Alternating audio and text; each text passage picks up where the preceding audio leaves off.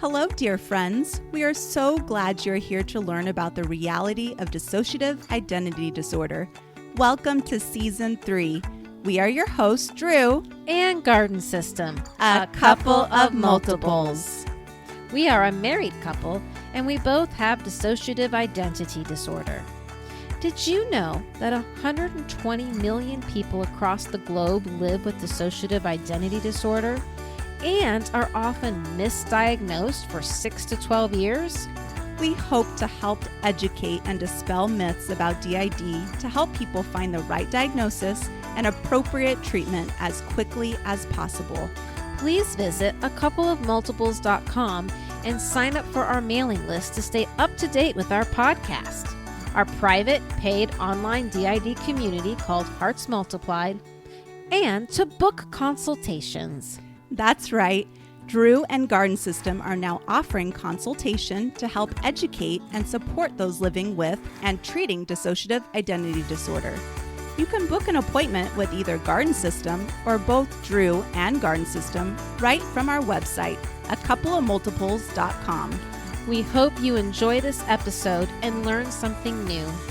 We appreciate all of our reviews, and we love to hear from you, dear listener, about what you enjoyed the most. We are honored to have multiple sponsors for Season 3. You can find links to each sponsor's webpage in the show notes of every episode and on our website under the Listen to Our Podcast tab. The Institute for Creative Mindfulness, one of the largest EMDR therapy training programs in North America, is directed by Dr. Jamie Plus Marich, the only EMDR therapy trainer who is out as a plural and offers the full EMDR therapy basic training in a way that honors lived experience and destigmatizes dissociation in clinical work. We felt so validated when we were able to authentically participate in this training as Garden System. Go to www.instituteforcreativemindfulness.com for a full list of upcoming trainings, both online and in person, offered by Dr. Jamie and her selected network of EMDR trainers. Bearings therapy is different from anything you've ever tried. You spend your nights worrying about whether you did the right thing, whether you're failing your family, how you and your spouse don't connect anymore, and those things haunt you at night. You don't feel comfortable talking to anyone. A, you don't want to relive it, and B, you're not interested in talking about your garbage. You may feel lost right now, but I'll be your compass. Get your bearings. Call me today, 214-892-2158. As a certified internal family systems licensed therapist, Tiffany Morgan, owner of Holistic Self-Healing Psychotherapy, specializes in working with dissociative identities through IFS and sculpting. Known affectionately as Ocean, she brings lived experience with dissociative identities and anorexia, offering consulting, psychotherapy, training, and authoring a book on personal and professional experiences in these areas. Visit www.tiffanycobb with 2 B's, Morgan.com. www.tiffanycobbmorgan.com or call 520-582-9313 for more information.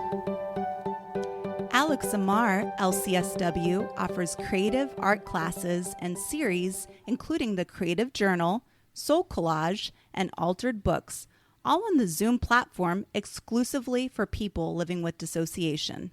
The 8-week winter series of the Creative Journal begins in early March. For more information, check out her website at alexamar.com, ALIXAMAR.com, or her Facebook page, Dissociative Creative Explorations. Welcome to this innovative episode with Drew and Garden System, a couple of multiples. We are doing something new, people. We are going off script and trying an interview style with each other. That's right. We are interviewing each other. Off script. This is going to be dangerous. We We love living on the wild side. Today, we're going to dive into the parent-child relationship when the parent has dissociative identity disorder. Okay, wifey, do I get to ask you the first question? Fire away, wifey. Okay. Well, I know the answer to this, but I'm going to ask it for our audience. Did you know you had DID when you became a parent?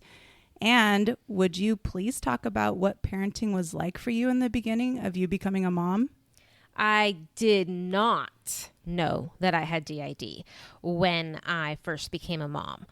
I didn't get my diagnosis till like 2018, and my kids were all born like 2004, 2006, 2008, 2009. So I was well into parenthood long before I got my diagnosis. I'm not really sure how to best describe what parenting was like. I think there was just so much unawareness, and our first 3 kids were also autistic, but we didn't get those diagnoses till much later as well. So I don't know that I remember a whole lot other than I had beautiful babies and they were good babies, which is why I had so many all in a row because I'm like, oh, this is easy. I probably was just switching a lot and didn't know. She does have beautiful babies. Oh, and I saw pictures of when they were much younger when I wasn't quite in the picture yet. They're gorgeous and adorable. Thank you, Ivy. They're beautiful babies. You're welcome. All right. So then you came along and we got married. So how did becoming a parent overnight to 4 teenagers affect all of you? Okay. Well, we didn't exactly become a parent overnight. So Garden System and I were friends and became best friends. And I was just over her house all the time. So we're like, well, why don't we make this a thing? So, I mean, the kids and I developed a relationship throughout Garden System and my friendship. Yeah, our kids knew we were dating long before we did.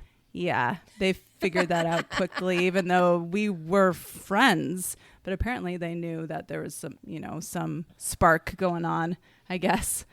But yeah, I was over the house and doing things with the family and doing I like throwing parties, like fun themed family parties. So we were doing fun stuff like that with the kids. And so we developed a relationship right from the beginning and it wasn't quite an overnight thing, but yet it kind of was because it all did happen pretty quickly over the span of a couple of years. And yeah, I had them as teenagers. I didn't have them when they were little. So it was kind of like it was overnight in a sense. But we always loved that you have 4 kids. We always wanted a big family. So it was really a dream come true. And I kind of thought I missed my boat, when it came to having a big family because, I'm older. I turned 40 this year.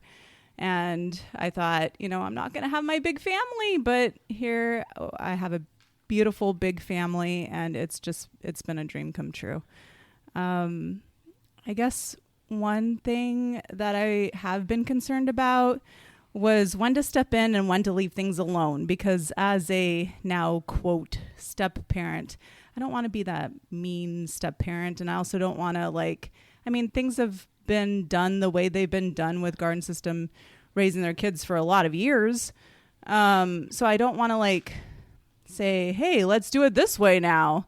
But yet from an outsider's perspective, sometimes I'm like, hey, maybe it would go smoother if we tried this. So I try to use my nice, Drew teacher, maybe we could try this, It's like a good cop, bad cop kind of thing, Oh, no, we don't want to make it that.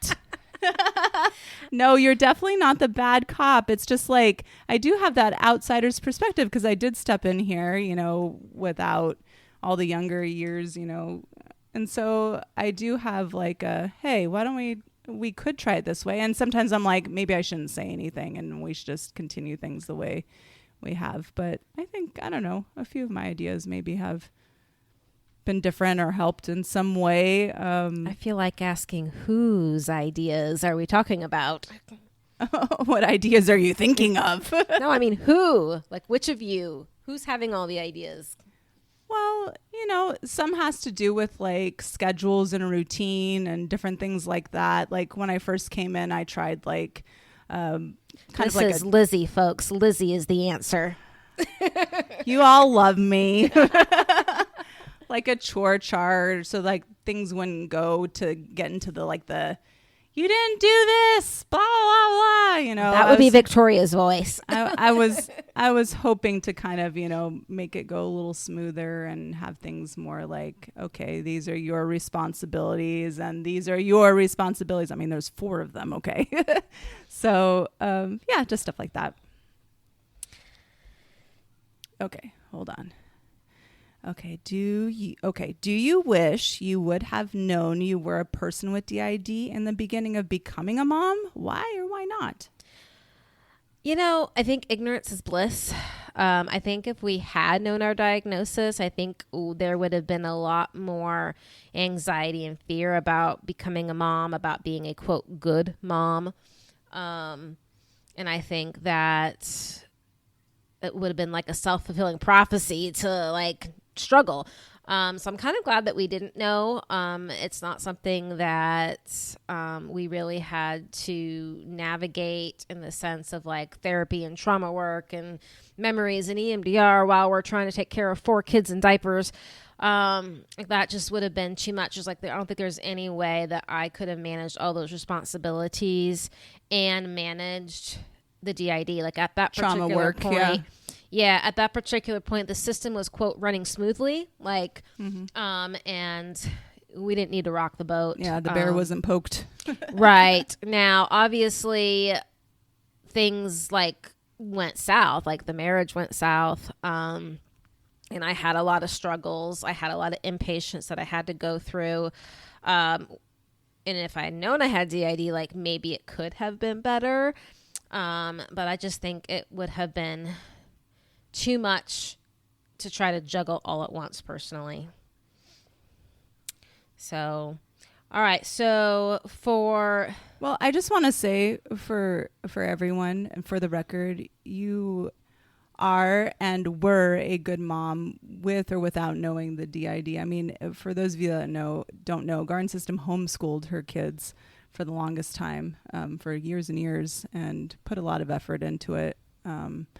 And you can tell with her kids. Her kids are amazing. They're kind-hearted. They're hardworking. And that's because of all the effort she put in. So there you go. Sorry. Thank you. Continue. As it was pointed out to me recently, I need to learn to take compliments and not brush them off. So thank you. You're welcome. Okay. You are deserved. And you know who you are. I want to hear about it later. Okay. All right. For those that may not know, we have had a recent addition to our family, a little toddler boy, affectionately known as Baby B. So how has adding Baby B to our lives affected your system? Oh my goodness, where to begin? Okay, first off, I've wanted to parent a little guy for a long time. So this is definitely another dream come true. And now we have 5 kiddos, which is flipping amazing to me. So Baby B has affected my system and my life and my schedule a lot. Having a little kid, I mean, like just from the morning routine to the night routine to bringing him to school to making all of his doctor's appointments. Being mama is definitely a new thing in that sense to me, all those types of things. And I am a lot more tired. And so tiredness does affect my mental health. So I've had to be very careful about my schedule. I've had to make sure that I get to bed at a decent hour, that I have enough time in the morning, or else my anxiety goes up if I don't have enough time. So I have to get up earlier because I have to get him ready too. So schedule has changed, and that's affected my system. I have to have more of my adult selves out more because we are definitely caretaking. And so a lot of my littles have had less time to play. And so less sleep, less play. So we've struggled a little bit with that. But on the other flip side of this,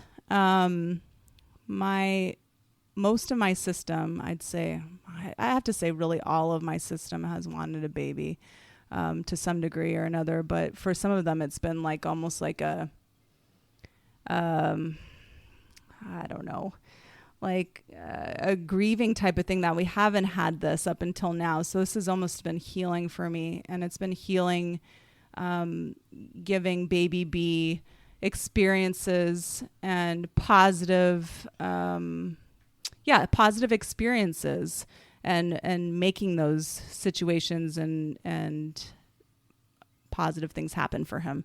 So that's been really healing too. So all those things. That's awesome. Okay. So now I'm asking you. Oh yeah. My turn. Yeah. Your turn. Yes. My turn to ask you. Well, I want to ask you the same question. How has adding baby B to our lives affected your system? Oh, it definitely has affected our system and probably a lot of ways that we weren't really even expecting. And when I look back at when my kids were little and I look at baby B and his age right now, like that is the age of one of our earliest trauma memories that like we actually have a memory for, like a picture memory of some of it. And as some of you might know, and this is important too, is that when your kids reach the same age that you were when you experienced a trauma, like you got to go to therapy and work on that particular trauma. Like that is super triggering. It's triggering, yeah. And so like our own triggers, our own flashbacks have really ramped up a lot. So we have really had to do some intense work in our own therapy. Dial up the EMDR a little bit. Like it's a good thing we're a therapist and have like done therapy with clients as well. So we can see it from both sides. So like, I know it's going to work, even though like, I don't want to do it because I'm scared to do it, but I know it will work. So I'm going to make myself do it, and that has been extremely helpful to be doing that. But yeah, it kind of, unbalances things a little bit, to have some, like baby B just kind of came overnight, like not a whole lot of preparation or knowing what was happening. We knew that it would be like that. But still, it's just like all of a sudden, like your whole schedule and routine changes. And, for some of us who are a little more on the neurodivergent side of things,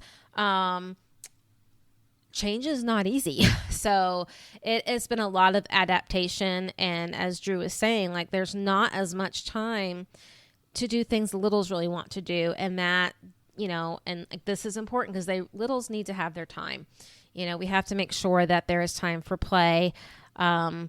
I think right now, like I know in other previous episodes, Drew, you talked about like when Lizzie would try to take stuff to school and Ramona would get mad and then like try to write her name on things. And Sharpie, yes. And so Drew, like, well, I started it first, I was looking for, cause we were getting ready for our Healing Together presentation and I needed to make this picture. So I got these little toys out of these little people that are supposed to be the people for sand tray therapy.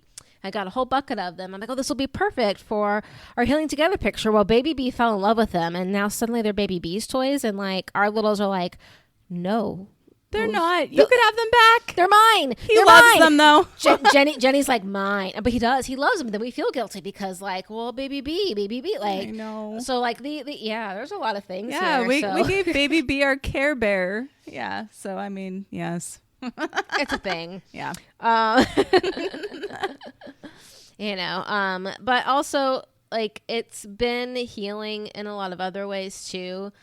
Especially for Victoria. Victoria's, are there words for Victoria? Like she's really grown a lot and evolved over time. And, and in many ways is a much nicer version of us. She's probably the one that has always identified as quote, mom and wife, but always from that conservative Christian perspective. So she's a little like harsh on the disciplinarian side, but this has kind of really softened her, a lot as well. So yeah, it's turned everything upside down, but it's not necessarily a bad thing. It's new, and we're in like the 3rd month with him here. So, I think it will, become more of a, what do you want to call it? A familiar routine type. Yeah. I mean, it's already got a routine to it, but still. Yeah, they're still new. Yeah, Yeah. it's still new. Mm-hmm. Yeah. It's challenging to have DID, to have dissociative identity disorder, and be a parent, and I think, the things we're talking about today, we really want to kind of highlight both sides, like the challenges, Yes. and the positives, Yes. because we know There's it's hard. both. Yeah. Validation for that, Yes. So that's my next question for you is what has been most challenging for you as a parent living with DID? I think my biggest worry, being a person with DID and being a parent, is always being appropriate and being responsible. And as a system, you do have littles and you do have tweens and you do have teens. And my biggest worry always is that I can maintain consistency with the kids, because kids need consistency. And I always want to be appropriate with them, but they also, the teens know that I have DID and that garden system has DID. So, I mean, it's just kind of a balance, like being mama and also like not sweeping my system under the rug, so to speak. So I try to, whenever the teens come to me with questions or concerns or they need help with X, Y, or Z, my job is to have that consistent mama part out and, be there for them in that adult, responsible, I've got you type of way. And then also to have times when they're not, needing me, right then, that I could have times where my littles could come out and play and such, and it not be odd or inappropriate or weird. Yeah. Yeah. Okay. I think asking what is challenging is a really great question, and you can answer that too if you want, but I'm going to ask you, what has been a positive aspect or positive aspects about being a person with DID and raising kids? Yeah, so I'll add on to the challenging first here. So I think that aspect of reparenting yourself while you're parenting another child is what's challenging. Because littles and teens can get a little jealous. Like, let's just be honest about that. They do. And that can be a challenge too, because you're trying to give your love and care and attention to this outside child, but then you have your own inside child that needs that same love and care that they missed out on. And you can't ignore your inner child. Nope. Your littles, your tweens, your own teens and tweens, like they have unmet needs that you also have to fulfill. So it's a balancing act. But there are positive aspects to raising kids when you have DID, and that is, the ability to be able to switch to whoever we need to be, whoever is good for a particular situation. There are times when we do want Victoria out because the kids need a little bit of a more firm mom voice coming from us. And then there's going to be times where it's going to be more appropriate, for maybe our teen versions to be out, like if it's game night, like if it's you're playing video games with the kids, it's just more interest there, Yeah. And having those more one-on-one moments and talking to them. And making those connections. I think that's important. Being able to switch to who you need to be is a huge superpower. And sometimes like having another part like Leanna to balance Victoria, or even Lara to balance Victoria, can be super helpful. So,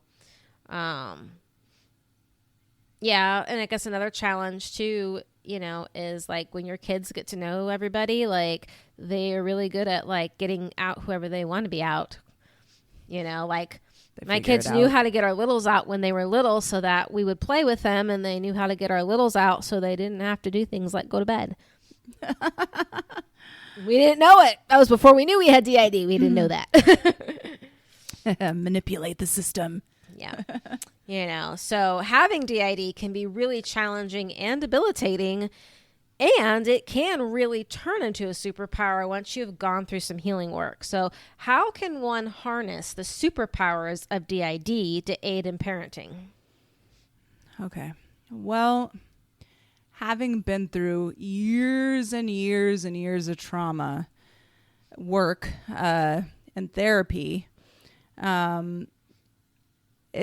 it's really an advantage when raising kids, having gone through years and years of therapy because of trauma, and really understanding trauma and really understanding self-care and how to work through issues and how the mind works and about emotional regulation. All those things are like super good to know about and be able to teach your kids and be able to explain to them and kind of see what's going on with your kids. So I think that's one superpower of having DID and having gone through trauma work and therapy is that you can in turn kind of teach your kids to be super powerful when it comes to emotional regulation and, emotional issues or psychological issues or whatever. You could kind of teach them how to deal with it because you've been there. You have lived experience. And if they go through something traumatic, you can pinpoint that and say, hey, this was traumatic. And you could kind of help them through it. And also like having a system with DID, you really, there's a lot of variety of skills in there when you have a system. And so as being a parent, then you can bring all those skills to your parenting. For my system, there's someone that likes art. There's someone that likes video games. There's someone that likes sports. There's someone that likes cooking. There's someone that is someone interested. For everyone. Yeah. And so when kids are, interested in all those things, you could bring that person out and be interested, truly interested. And this is true. Really be there for your kiddos in that way and them know that you are actually there. Yeah, so I need to find Megan for child number 1 who wants to talk about all of her creative stories in Fantasyland she's making. Yes. Finding the right person out for all those things is perfect. Yeah, I'm thinking about child number 3. The oldest 3 do have a diagnosis of autism spectrum disorder, with some of the overstimulation, like they dissociate, but because we know how to ground, we are able then in turn to help them ground. And because we learned all of our emotional regulation skills, we can now do co-regulation, and like know what we're actually doing, which is kind of cool. All right. So as far as questions go, I want to get back to asking you about your 14s. And again, technically, I already know the answer to this question, but for the sake of this topic and discussion, when or how did you decide to tell your kids you have DID? I know this is everyone's question. Mm-hmm. Or did they just figure it out themselves over time? That is a great question. I know a lot of people want to know when should I tell my kids, what age is appropriate for them to learn and understand. And I think that answer is going to vary for every family. My kids knew that we were DID, but they didn't know what DID was, but they understood that there were different selves that we had that would come out and they could trigger them out, but they didn't know what to call it. During the time when I was homeschooling, so Kaylee, well, I said her name. I didn't mean to say her name. That's okay. So my oldest child was learning to basically like read chapter books, and then do research papers and then write. And so we had her read a book by Gary Paulson called Soldier's Heart. It was about a soldier, which was supposed to be about, PTSD. And so we had her read that book, and then we had her do a research paper on PTSD. And over the course of her research, as she's putting this paper together, like it kind of clicks. And then one day she came and she just sat down next to me and she said, Mom, do you have this thing called DID? Like she had found it all on her own researching, put all the like clues together and knew I had it. So then we were able to have a conversation, you know, about it. And then she was like, now I know what to call it. And then she started giving us the stories about how she triggered the littles out to play with her when they were little. She just didn't know what that was. So it's kind of like I led them to the water and waited for her to drink kind of thing. Yeah. And Garden Systems kids are amazingly brilliant too. So, you know, well, I also taught them to read that. And I said, I'm going to teach you to read and then you are going to read to learn. And that's how this works. And yeah, they read everything. So, and they would say things. I'm like, where'd you learn that? And they were like, you taught us to read, Mom. And I'm like, oh yeah, I did do that. and you taught them to think their own thoughts too, which is. I never gave them the answer. Mm-hmm. They always had to come up with the answer on their own. Yes. Love it. Yeah. All right. So how have the different people in your system developed relationships with each of our 4 teenagers? Okay, I love this question.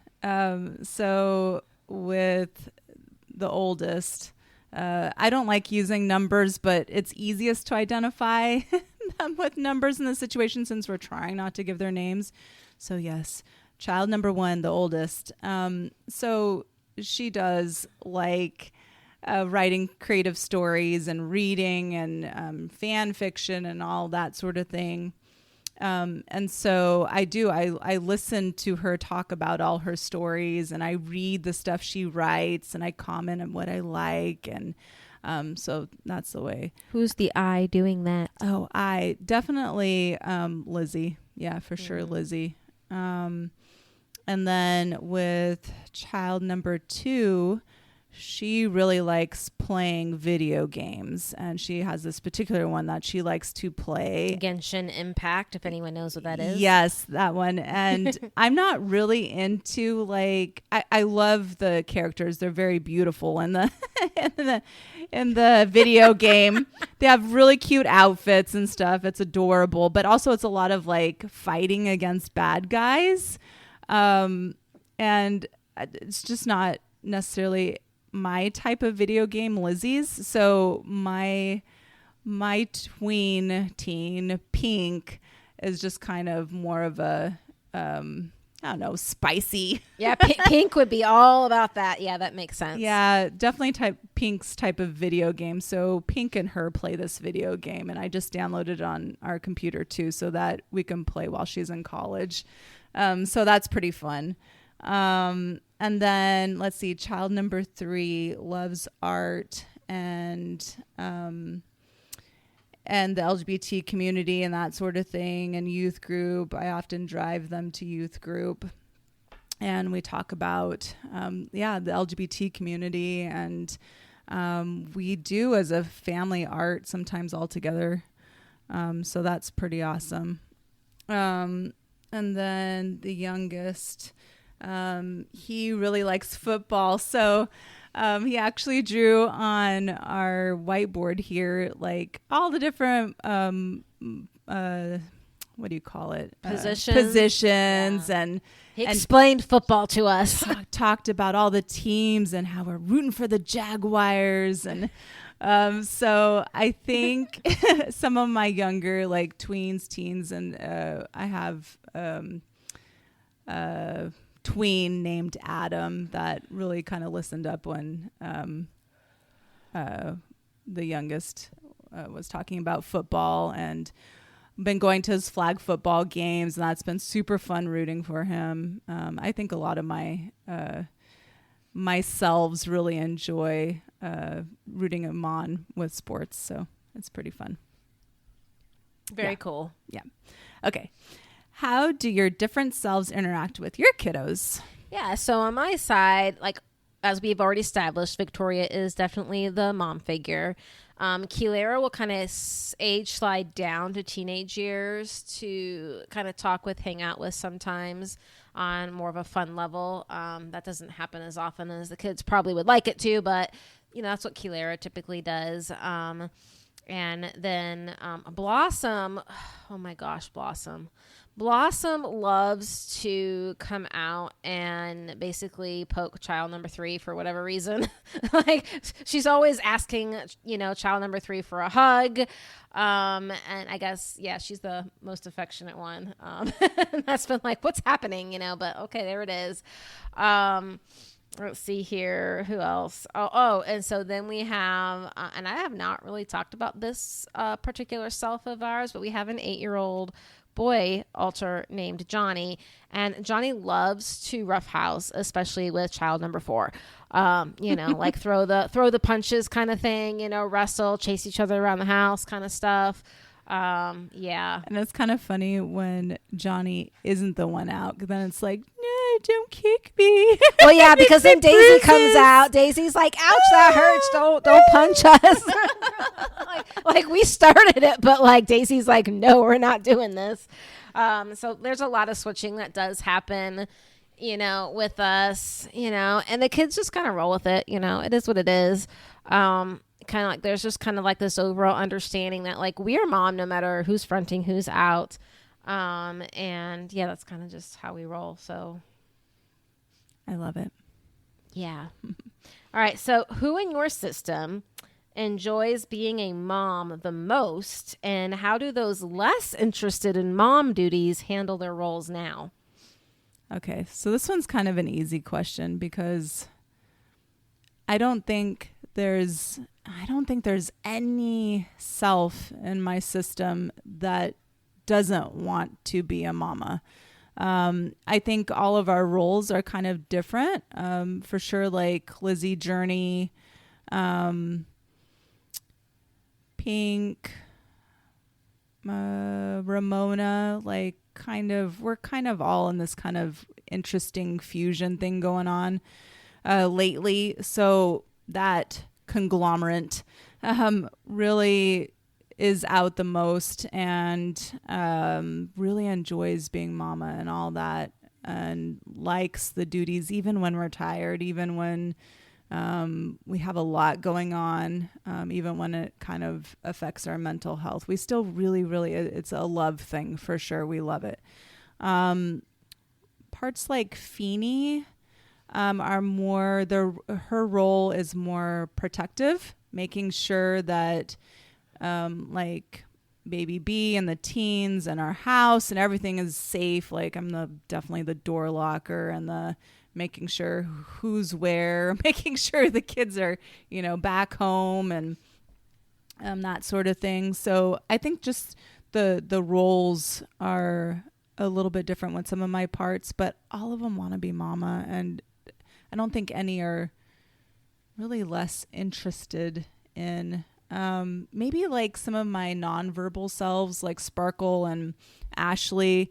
Not that they're less interested, they're just less involved. I mean, they don't verbalize, and they're a little still more caught up in the trauma, and we're still working on that in therapy. Some, more recent things that have come up, kind of like part 2 of my trauma work.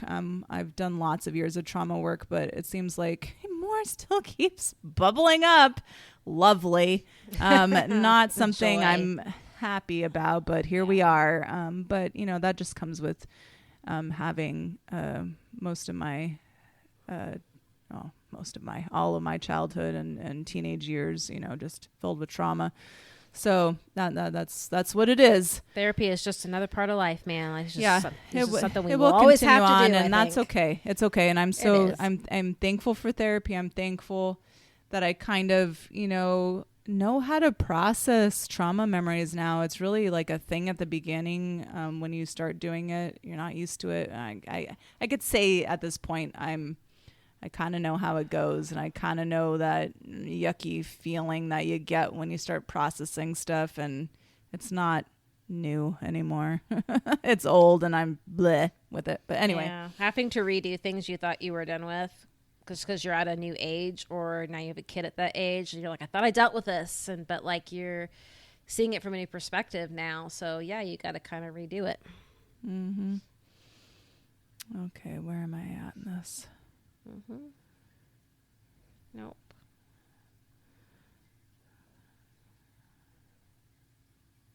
Okay, we're here? Yeah, we're there. Okay. It's weird interviewing like each other because I get lost in our script here because we have to answer it and ask it. Yeah. Thanks for your patience, everyone. Okay, with this question, whatever you're comfortable with sharing, are there instances or situations or parts of being a mom or parenting that have been triggering? Yes. There definitely are situations and different parts that get triggered as a parent. I think the biggest thing that we're currently kind of going through right now is when baby B screams. The screaming is a huge trigger. First of all, it's a sensory overload. So like there's overstimulation that happens with some of our selves. And then also like that's kind of what we've been dealing with some of our own stuff in therapy is we currently have screaming in our head, like almost not constant, but there's a lot of screaming in our head. And that's all very trauma related. So like it does send us, right to the flashbacks when the screaming starts happening. He has a piercing scream and he doesn't stop. Sometimes That's his trauma, he has trauma too. But, so like that's hard, I think seeing the effects of baby B's trauma is triggering for us too. There's a lot there. I think that we haven't had a whole lot until we got baby B because like it was all when the kids were really little. Most of our trauma happened between the ages of 0 to 6. And once our kids kind of all got past that, things had really settled down. So we're like kind of thrown back into that time frame again. So I think it's just the age that's really sending us through some triggers and things. So I mean, we now have been through quite a bit of therapy. We kind of know what the triggers are. We can recognize them. So it's definitely a lot better this go around for us. And we know what to do to make things better. We know how to use all of our coping skills. So that is a plus. But I would say, that's where we're at as far as triggers go. How about you? I already knew that this was going to be or I thought it would be more of a thing, but so the thing is, I thought that bathing a little baby would be very triggering for me because part of my trauma has to do with bathroom stuff. It's been less triggering than I thought because baby B is a boy. I think had baby B been female, I think I'd probably be more triggered. And that's just something I think, depending on what your trauma is, like certain things can bring up trauma memories. So I really was kind of bracing myself for that. I'm a teacher. I've taught for 17 years, but I don't bring those kids home, So bathing, putting a child in a car seat, that sort of thing has been new for me. So bathing is something I kind of braced myself for. And so it's been less triggering than I thought, but I also had to kind of prepare myself, how can I make this so that it's not re-traumatizing for me, or I don't feel like I'm the abuser that, or anything like that. So that's been one. I think the other thing that can be triggering for me is having to figure out ways to redirect the teens and baby B without any yelling, without any anything that I remember as a child being really not good, like yelling. I can't I can't do it. So anything like that, I try to avoid and try to do lots of redirection. He really does not like to be redirected. No, he doesn't. So and the thing is, I still need to do it. And I have to remember, even though he cries, even though he's screaming, that doesn't mean I did something wrong. Right. By correcting him, by redirecting him, by being firm, by not always because I pick him up a lot and I hold him a ton because I know he needs it. But sometimes being like, not right now, and hearing the crying and the screaming doesn't mean I'm doing something wrong. Right. Yes. Yeah. So, yeah, stuff like that with the triggers. Yeah, because sometimes we're going to have to say no. Sometimes we're going to have to be firm, and he's not going to like it, and that's okay. Yes. It's okay. That doesn't mean I'm being abusive. Correct. You're right. Yeah. Okay. I forgot where we were. Am I asking you? Is that where we're at? I think I'm on how do you as a system show up best as mom for your kiddos? Yeah. Really, I think it's just all of us working together, our internal cooperation, and our internal communication, and, delegating, delegating the tasks to those that are good at the particular task that needs to be delegated, right? So utilizing everyone's strengths, skills, for who is suited best for whatever the job happens to be. So I really think that it's all of us coming together, internal communication, cooperation, that's where it's at. Yes. Yeah, absolutely. So, here's one. How has becoming a mom been healing for all of yous? Becoming a mom has been very, very healing for me. My mom had a big impact in my trauma history, and becoming a mom, I just always feared becoming, some of the things my mom was. And so being able to do the opposite, to be a positive influence in a child's life, to parent in a way that is,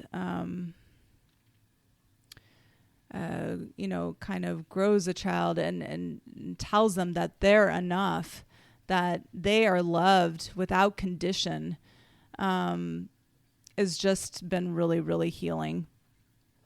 I just have loved the experience, and I'm just so glad that I've had this opportunity for sure. Mm-hmm. I want to ask you too, how has has becoming a mom been healing for all of yous? Well, I think in some ways, we heal intergenerational trauma. Yes. Doing it differently than my parents did it, than their parents did it. That's right. Showing up differently. Yeah. Intergenerational healing. I'm doing my work, which makes me a better mom.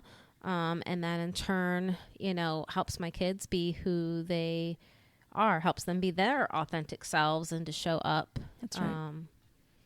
Yeah. Okay. All right. So what's one piece of advice you want to leave with our listeners about parenting, having kids, and being a person with DID? Having dissociative identity disorder is not something that should be held against you if you want to become a parent. I know that I have heard this before, that people are afraid to have kids, or they think that people maybe shouldn't have kids if they have DID, and that is just a bunch of BS, people. Agreed. It can be challenging, yes, depending on where you are in your healing journey. But it doesn't, having a mental diagnoses, this does not mean that automatically you're a bad parent, or that you would be a bad parent. There's a lot of people out there that struggle with parenting for sure, and they don't have a mental health diagnosis.